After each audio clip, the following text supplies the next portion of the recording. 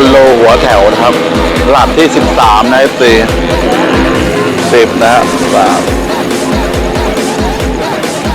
นะ15 963นะครับ16 4นะฮะ92นะหลักที่13นะครับ1 ใบ B 2 ใบ A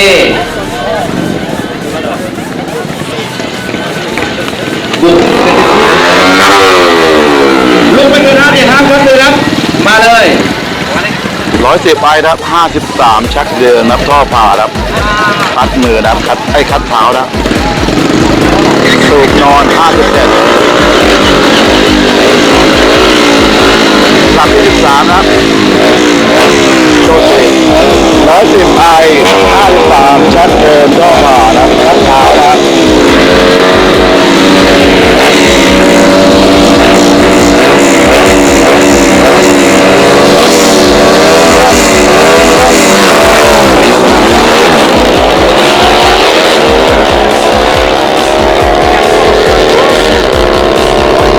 มาดูเวลาของ2คันนี้นะฮะว่าเป็นอะไรบ้างนะฮะมาดูนะครับ16 17 486นะครับแล้วก็15 4 96นะฮะสลับฟังเลยถูกต้องสลับฟังเลยสวัสดีครับเอาฟังหน่อยแล้วจัดช่วยด้วยครับอันนี้ลูกเอกครับลูกเอกพี่เอกอยู่ไหนช่วยเลือกเพื่อนรางวัลหน่อยพี่เอามาดูนะครับหลักที่13นะฮะ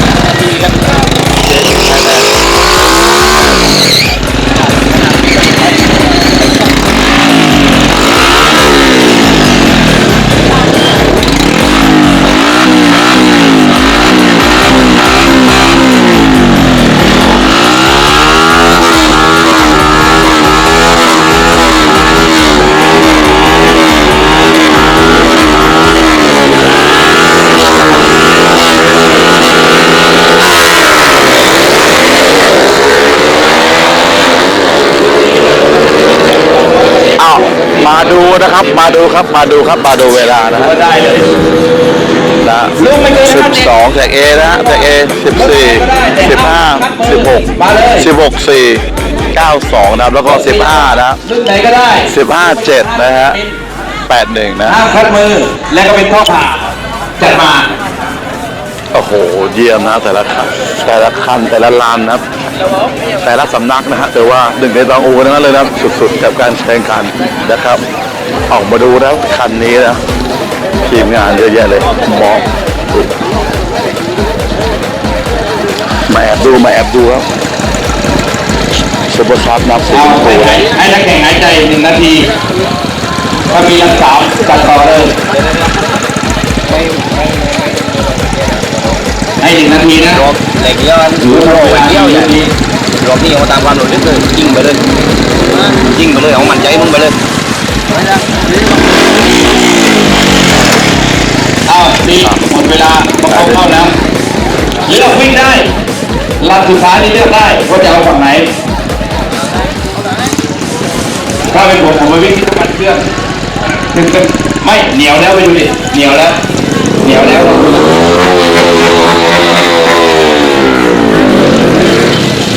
ดีแบบนี้จะได้ไม่เสียเวลาดีไม่เสียเวลาเหนียว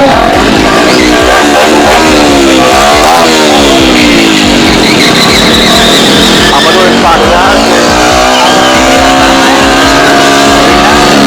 นี่เป็นไงตายเว้ยจันซีแล้ว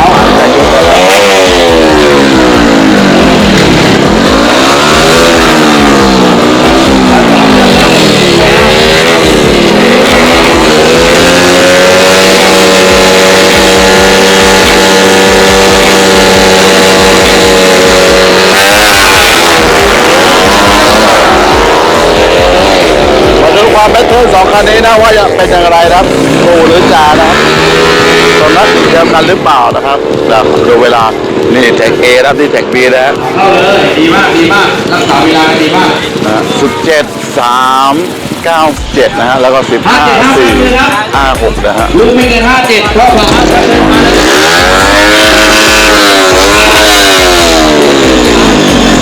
ไม่มี